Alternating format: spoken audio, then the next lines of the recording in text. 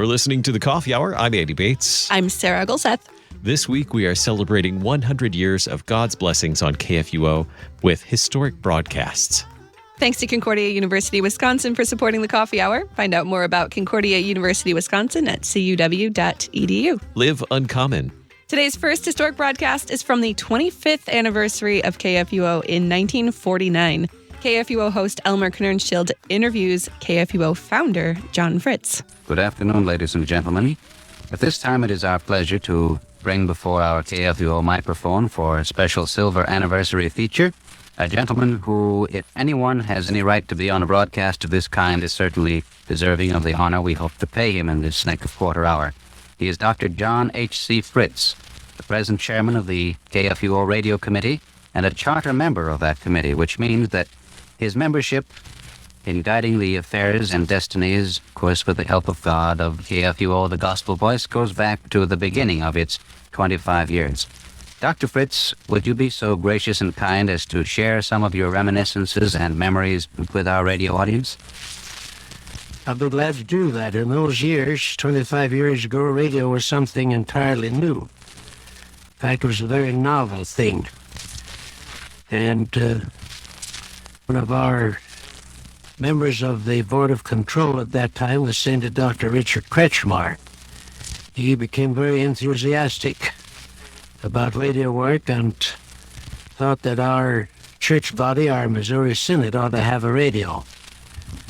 Well, the matter was talked over for some time, and finally the Board of Control consented that we should have a radio put in the attic of our old seminary.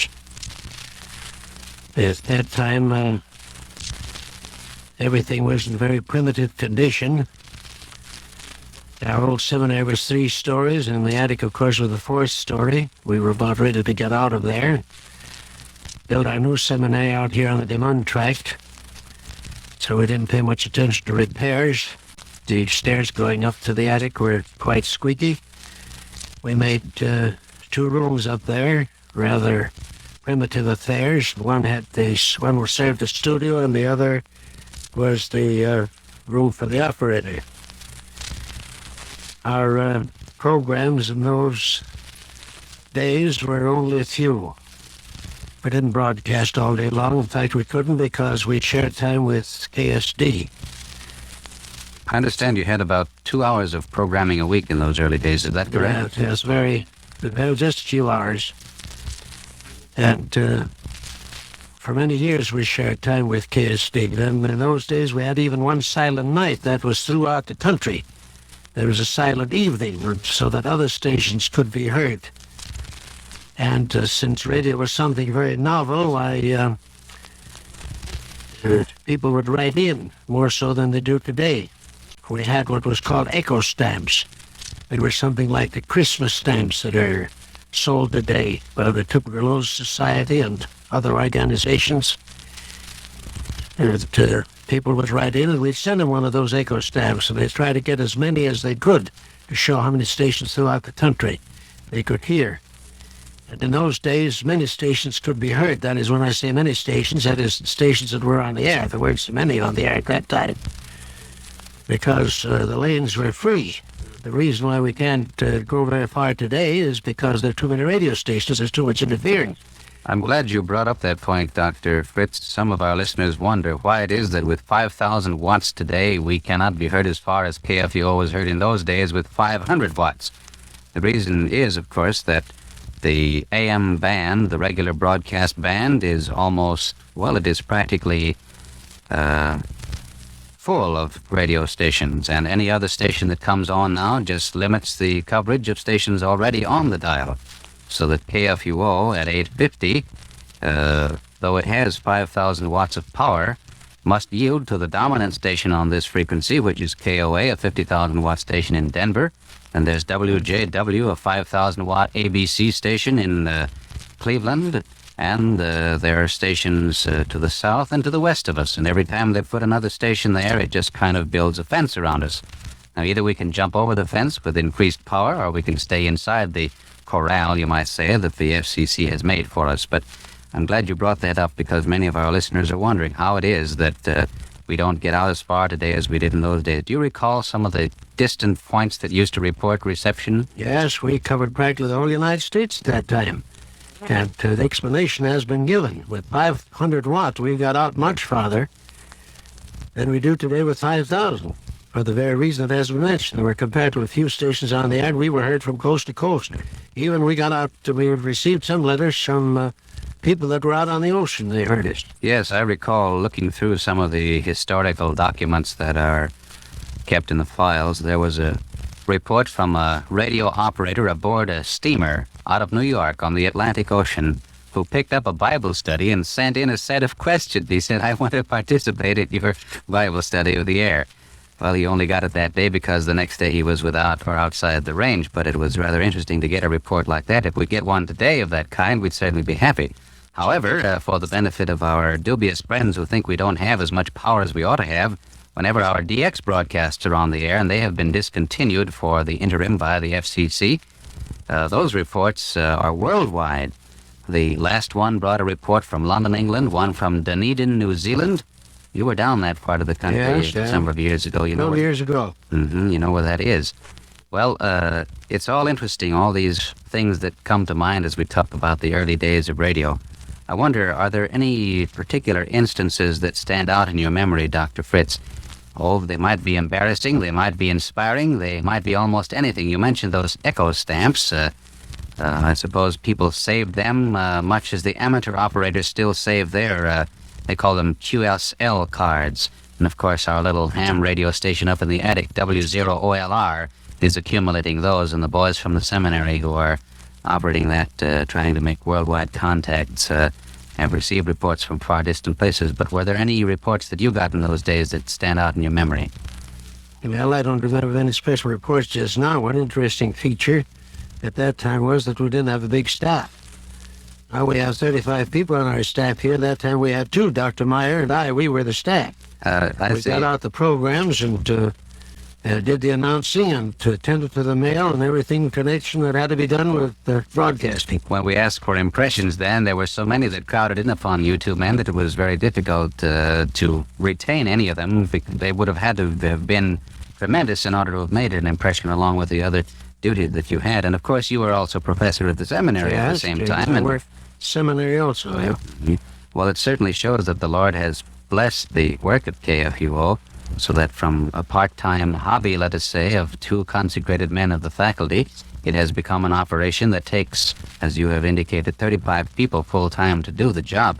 And even then, it's growing, and there are phases of the operation in which we are doubling up, even trebling up, and quadrupling up in order to get the work out. So we certainly must admit that the Lord has blessed this work. Well, now you spoke of yourself and Dr. Meyer. What kind of an operation was that?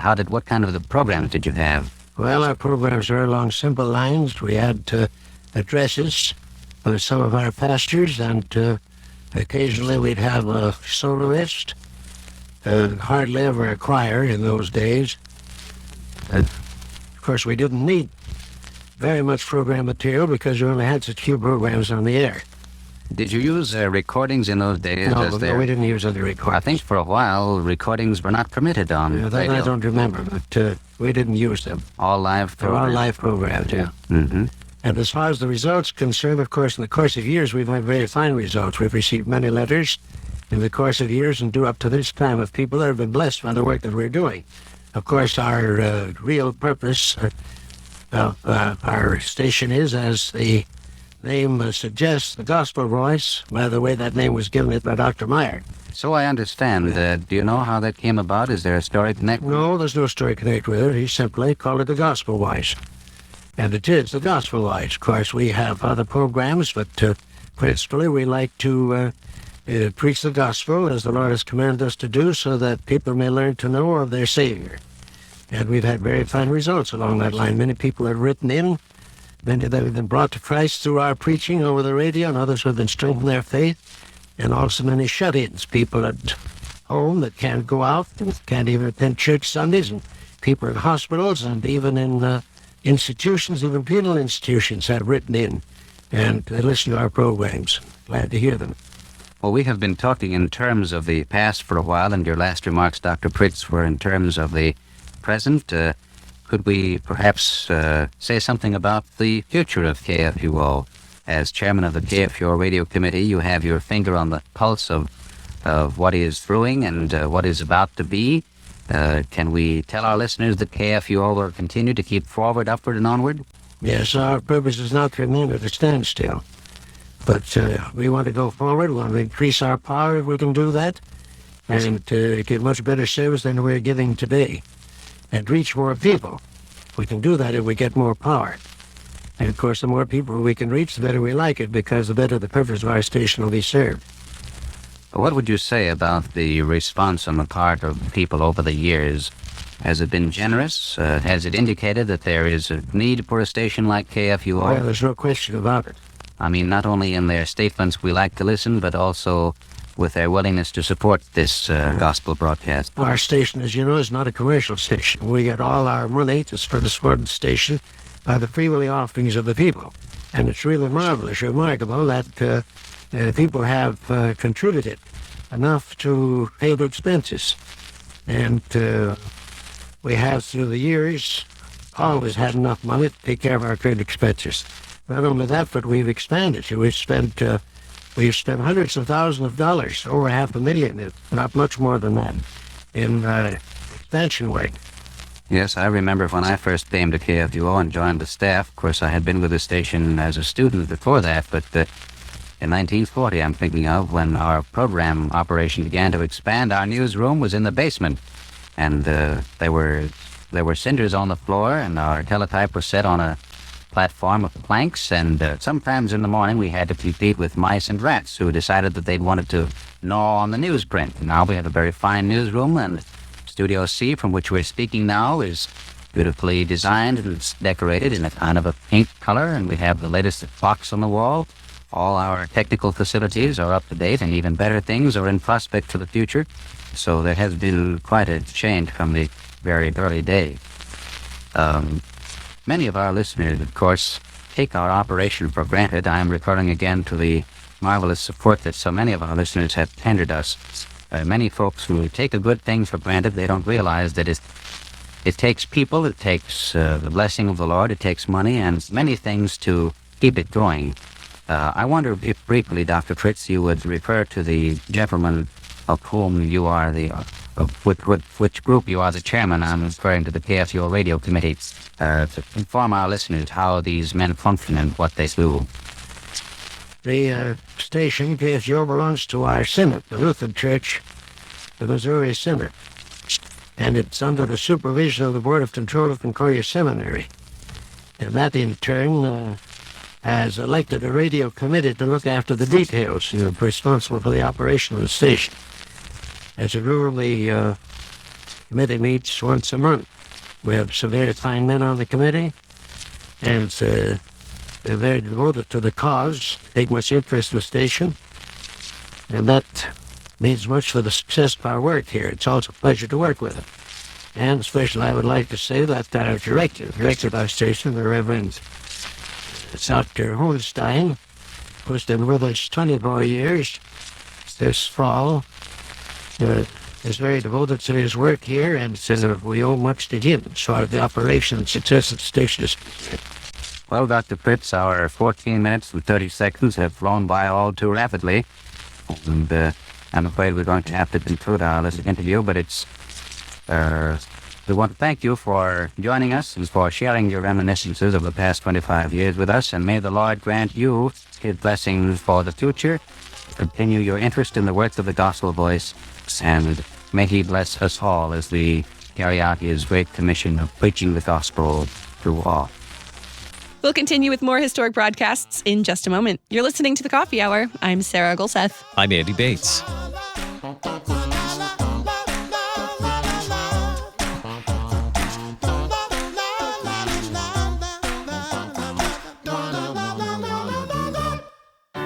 At Concordia University, Wisconsin, we believe you were created for a reason: to use your God-given gifts to help others, to live a life of self-sacrifice in a me-first world, to live a life that's uncommon. Whether you're taking one of 50-plus online programs or learning with us in person on the shores of Lake Michigan, you'll be equipped to make an uncommon impact. Learn more at cuw.edu. Concordia University, Wisconsin. Live uncommon.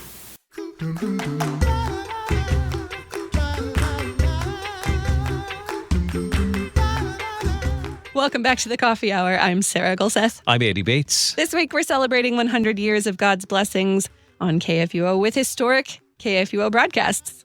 Our next historic broadcast is also from the 25th anniversary of KFUO in 1949. KFUO host Elmer Knoernschild interviews Mrs. Kretzschmar, wife of Dr. Richard Kretzschmar, one of the founders of KFUO Radio. Among the many people whose knowledge of KFUO's beginnings and whose memories of its originations can be told in their own words is a fine lady who sits opposite us at the microphone here in Studio A at KFUO at the present time. I am speaking of Mrs. Richard Kretzschmar, the wife of the sainted Dr. Richard Kretzschmar, the man who is credited with having thought of the idea of starting a radio station, and from whose idea and dream KFUO was finally built. Mrs. Kretzschmar, we want to welcome you here to KFUO. We're very happy that you are able to be with us here. I understand you had a birthday celebration yesterday. You are just 80 years old, isn't that right? Well, we hope that we can add our congratulations to the thanks and to the expressions of those people who are with you at home. Our thanks again for being with us, and now we'd like to ask you some questions concerning the beginnings of KFUO. Being the wife of the sainted Dr. Kretzschmar, you, of course, were able to hear some conversations and to listen to his ideas about the broadcasting of the gospel over the air in those days 25 years ago. I wonder if you'd care to tell us just how this whole idea began. I understand it was somewhere out west, wasn't it? Dr. Meyer was to be the speaker at the dedication of the Research Sanitarium.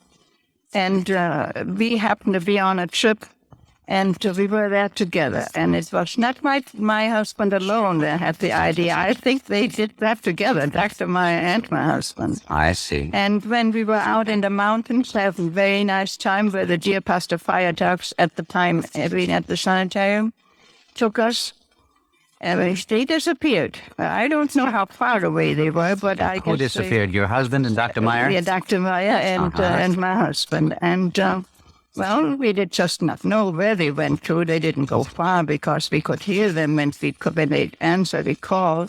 When Mrs. Firejack had a nice supper ready for us. And when we called, they answered, but they never came.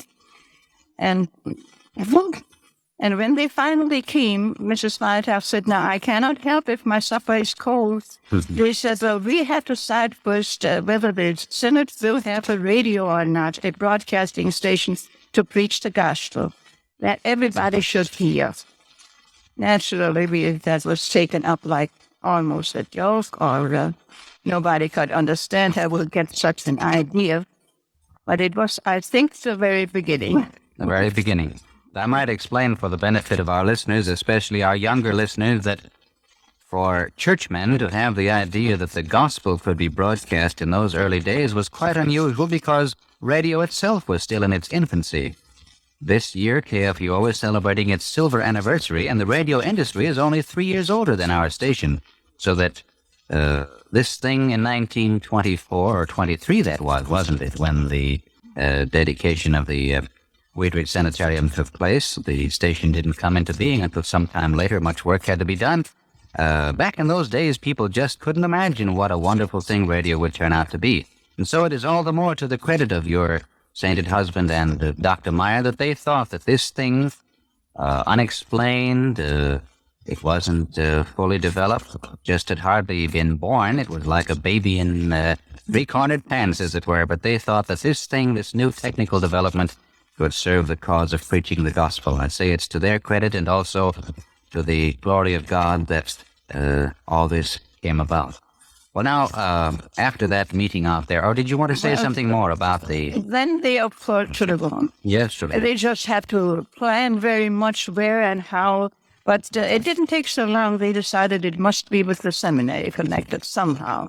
Then it took some time to first find that it could be done maybe in the attic up there. Mm-hmm. And that was very small and sometimes a little encouraging to get that. But finally, it was at least so that they said, oh, we will have the first broadcasting. And you know something about some of those early broadcasts? Did you have a radio in your home? A little crystal set. A crystal set. The oldest brother had brought the youngest brother a little crystal set. We had that up in the boys' room. And when the first broadcasting came, we had quick run across the street where Professor Böckler at the time, professor here at the seminary, was called so he should hear it too. And of course, the boys had to be very quiet. And when we heard the first, we all had to come and hold the earpieces, because everybody wants to hear the first thing. And it was, of course, very little, not much to be heard. I don't know what they said. Yes, well, that's right. It's something like television is now, Just the thrill of being able to hear and see at the same time is something that makes everybody excited today. And in those days, being able to hear something coming out of the air, well, that was truly wonderful. Then, of course, there was always much planning and what to do this and that and what they would have to have because they really would get it. And say something about me. All right. And I once made the remark, how can it ever be done? Still, it has so many things to pay and never enough money. And then will they be willing to give for that? And my dear husband said, to preach the gospel, there is nothing too expensive. They build churches, they are ever so expensive. And if we have the radio, many more people will hear it than we ever go to church. Well, I think that was a wonderful expression on it. Right. Well, we'll give you a chance to recollect some of your memories, Mrs. Kretzschmar. I know that this takes you way back many, many years. But I want to say again in comment upon your husband's remark about the radio being an effective means of reaching people with the gospel. It is true, and it has been true for all these 25 years, that the gospel over the air gets into places where a minister of the gospel might never set foot. We get reports daily, telephone conversations and letters and expressions by word of mouth from people who have heard KFUO and are thankful that the Lord granted them the privilege of hearing the good news of salvation through faith in Jesus Christ. Are there any other memories that you would like to share with us? Well, perhaps I'd like to say that he was very, very happy when he then came home, when he visited Walter Lake North. I think it was in St. Paul or Minneapolis. And that they consented to give $7,000. I think it was, so. Yes. Mm-hmm. And he was so happy. Now they could go ahead and try a little more because they really had some money. Yes. And understood himself, too. That's right. Well, I think all that was borne out in the recording of your husband's speech of dedication, which was read by your son, Pastor Karl Kretzschmar, which preceded us on the air and which our listeners have already heard. But you were present the other week when we had a little testimonial dinner for Dr. Fritz, who was a charter member of the KFUO Radio Committee. He was one of the men who, after this idea of your husband's was developed, stepped in to help make it come into being. We sang a hymn there, and I understand that you were very much moved by that. I would like to add there, yes, that when they had, he said, so now we have a committee. And I made the remark, and another evening to always go out to the seminary for meetings. And he said, no, Dean Fritz is going to do that. I see. So I was very happy. And the other evening, that was all brought to me when I could be happy to be with them and celebrate. I felt highly honored to be able to celebrate with them. We're very happy you could be there. Yeah. And then we sang song. All right. Now, what song is that? Let's share that with our listeners, too. Well, it's first the praise to the Lord the Almighty, but the words that particularly... Well, that was the whole song. It's very lovely, and we Christians all love to sing it at such occasions. But when it came to the, oh, hast thou not seen how your desires all have been granted in what he ordained? Well, understood. Not quite right. That's right. Mm-hmm. And the point you would like to make is that your husband, who had this wonderful idea 25 or more years ago, he has not been able to see KFUO growing to its full blossom because the Lord has called him home. But could he have seen the great development that has taken place here, he would have sung his praises of the greatness of the Lord and his goodness, even as he had and as he did through all the years that he was privileged to be with us. And I'm sure that he is singing the praises of the Lord for his goodness in heaven now, and that he joins us on our 25th anniversary, and that he must derive great satisfaction from knowing that this endeavor of faith in which he embarked along with others back in those early days has been blessed by Almighty God, and that its success has become not only local and regional around the states of Missouri and Illinois and the neighboring ones, but that an offshoot of it is being heard throughout the world. Well, I want to thank you very much, Mrs. Kretzschmar, for being with us. I think it's so ugly to mention a show is incomplete. No, it isn't incomplete. You have told a story that no other living person could have told us, and you have been most gracious in being with us here, and we truly appreciate the sacrifice of time and effort it took to join us. It's just so you know, I wouldn't say it over the telephone, but Dr. Myers and we were always very close friends, especially when they were still down in our neighborhood, you know. Yes. And so when we meet, Dr. Myers very often has something to say about that meeting that they did. I said, oh yes, that day I thought you were both dreaming. He said, I thought that's a show. That's right, but it was a dream that came true. The Lord saw to that. Well, thank you again, Mrs. Kretzschmar. Join us for more special programming on Saturday, December 14th, as we celebrate 100 years of God's blessings on KFUO. You've been listening to The Coffee Hour. I'm Sarah Golseth. I'm Andy Bates. The Coffee Hour with Andy and Sarah is a production of KFUO. To support the Coffee Hour and KFUO Radio, visit KFUO.org. You can also text KFUO to 41444 or send an email to gifts@KFUO.org. And you can call us at 800-844-0524. KFUO. Christ for you, anytime, anywhere.